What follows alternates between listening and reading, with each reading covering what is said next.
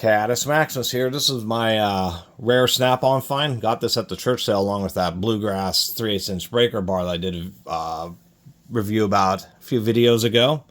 This being a snap-on, and the person did etch their name into it. I'm going to do my best, but I'll probably forget to properly hide it. But thanks, Vince, for donating this.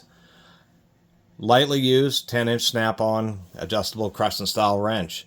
We know it's an older style because it has the old, rather than the squared-off printing, it's the more curved printing. We do have our little symbol there, which is more than likely the date stamp, so people can figure out what it is.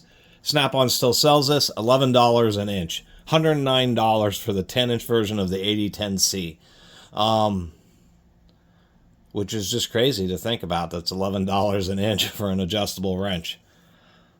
We do have an arrow for the proper direction to pull. What Snap-on does here is it has a thinner beam on the lower side, but since you're supposed to pull towards the moving jaw, they forged it out a little bit wider on top, so that's a nice feature. What isn't so nice, and I am going to critique some of the fit and finish on this, because if you're charging $110 for a 10-inch adjustable wrench, that's like jewelry prices, and it had better be really good. And what I find is that we can see relative to the head that this tape is kind of angled. It isn't super bad. What I notice is when I hold it in this hand, this edge right here, which we can see is just a little bit sharp, in my opinion. Kind of bites into my hand. In the left hand, it's just fine because it's, of course, angled that way. But Snap-on could have rounded this off a little bit more. That is a bit of a sharp edge because you just have this squared off piece of metal here. Even though I like the idea of it having a wider pulling surface. Once again, the arrow. And no hammering, no extensions, just like the old Diamond Tools ones. Patent pending. I have the only thing that could be possibly even remotely attempting to patent is this slight change in the handle. And more than likely, that's not a significant enough difference for Snap-on to have gotten a patent. But you can apply for a patent and know that you won't get it, but you can still put patent pending on whatever product that you're making.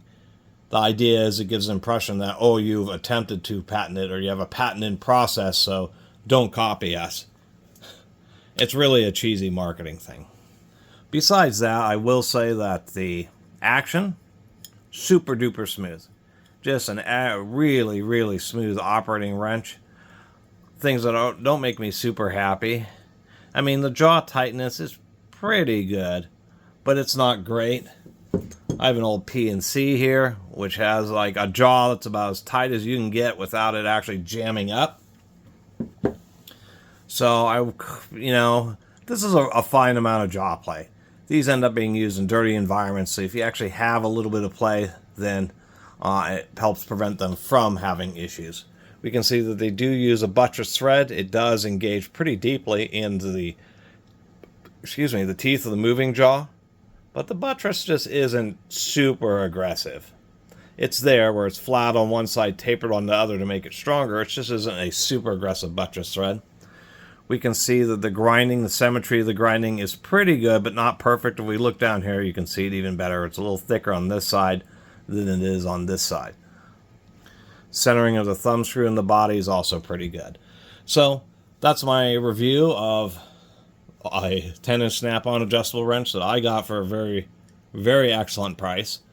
But new is an absolutely outrageous price, and you just simply have so many options on adjustable wrenches, particularly old Crescent Jamestowns, old Protos. There's just so many brands of adjustable wrenches that are just Diamond Tools. They're an absolute institution in adjustable wrenches, along with Crescent.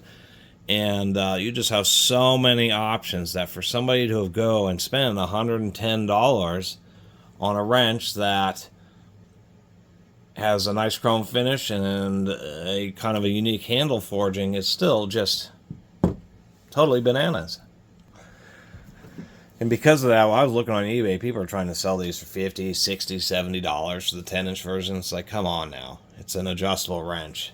So it has a really nice chrome finish. It does operate very smoothly, but in my opinion, it's not worth $11 an inch. Anyway, Really appreciate everybody who's been watching and subscribing. And if you haven't subscribed, please do. Till next time, Catus Maximus out.